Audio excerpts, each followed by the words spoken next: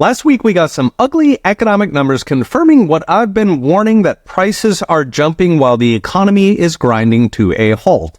As Business Insider put it, quote, the U.S. economy may be barreling towards stagflation, an outcome worse than recession.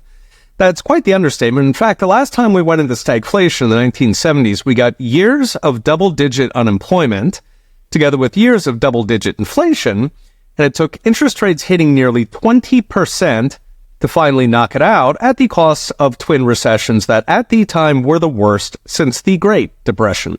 So forget Maestro Jerome Powell's soft landing. He may have screwed us all the way to the 70s. In fact, JP Morgan's CEO, Jamie Dimon, said just that the economy, quote, looks more like the 70s than we've ever seen before.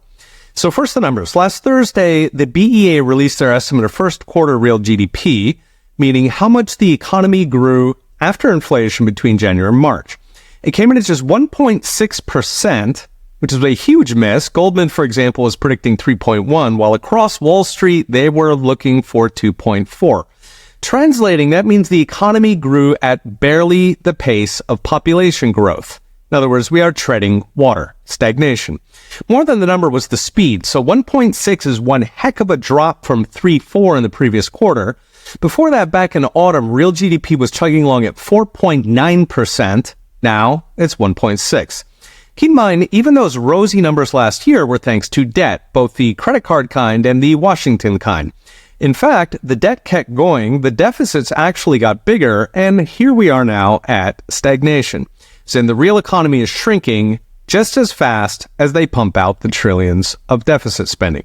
Even worse were the PCE inflation numbers released on the same day. So PCE is the Fed's preferred way to count inflation since it usually looks better. Talked about PCE problems in previous videos, how it undercounts housing, overcounts government, and updates too frequently to actually measure the cost of living.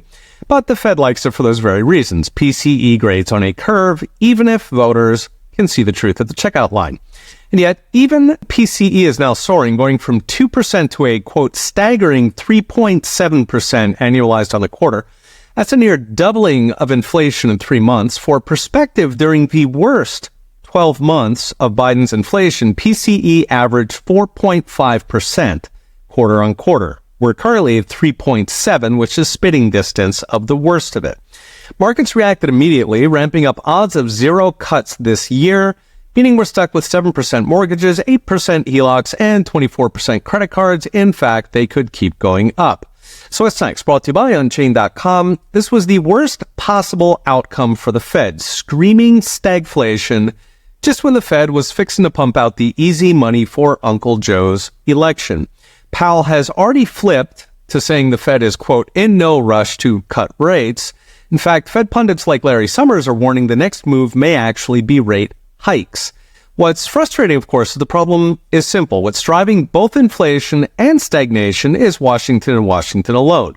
It's not 2008 or even 2001 when non-economic factors were hitting the numbers. No, this stagflation is intentional policy. They are addicted to spending, and it's crushing the economy.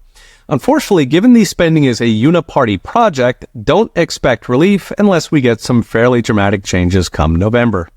Okay, we'll be watching. See you next time.